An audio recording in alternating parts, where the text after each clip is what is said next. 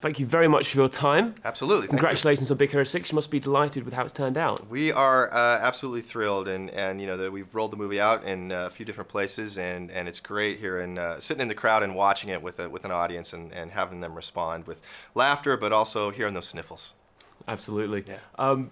Now, when I talk to people about Big Hero 6, the first thing I talk about is Baymax, but can you tell me a little bit about the story behind this wonderful robot? Yeah, well, I mean, the Baymax is actually based on a real technology. It's called soft robotics, and I did a research trip very early on in the development of this film because we had a desire to put a robot on screen you've never seen before. That was sort of our mandate.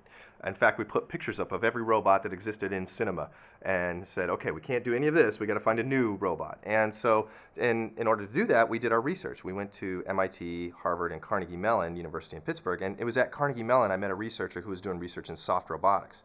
And it was like something I've never seen before. And essentially, they're going to be making robots made of vinyl that are inflatable that will be used in the healthcare industry in the future. And right then and there, I knew we'd found our Baymax. We'd found our huggable robot. Now, tell me about the city that Big Hero 6 is set in, San Francisco. San Francisco, Is this some kind of chilling World War II alternate reality ending? No, we never thought of it that way. We wanted to make kind of a playful, fun city, and the idea behind that was, you know, it's the Big Hero 6 is based on a Marvel comic called Big Hero 6, and essentially it was a Japanese superhero team. So after we discussed it with Marvel, and they gave us full encouragement to take this and make it our own, and said, create your own universe, create your own world. That was very exciting for us because we spent a lot of time doing that. And so we loved the idea of taking the Japanese aesthetic from the comic book, but apply it to a city like San Francisco that has a lot of iconic things like Golden Gate Bridge and cable cars and this and that.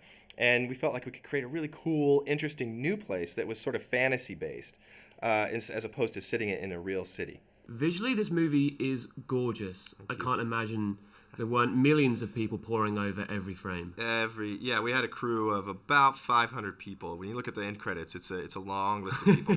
And this film was really beloved by the crew, and they put everything they had into it. I can't say enough about the artistry of everybody at Disney Animation. They are, to a person, everybody's at the top of their game right now, and they really put everything they could into this film. One thing I loved, the characters in Big Hero 6 are all inventors. Yeah. They're scientists who have taken these machines with a practical use and turned them into superheroes. Yeah.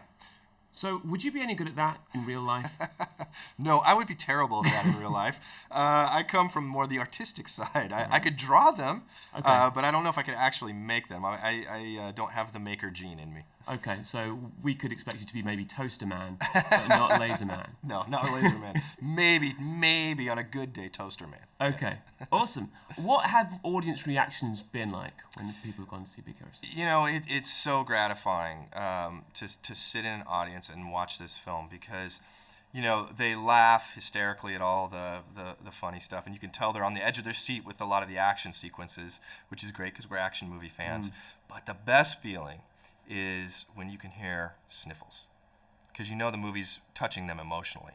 And that's what we put the most work in, is just making sure that this story resonated emotionally. And I think it's actually surprising to people because, you know, they see that there's a robot in the film and sort of superheroes, got a sort of superhero element, but at its core, it's a really emotional movie and a really emotional story. So I think that's the thing that it surprises people the most.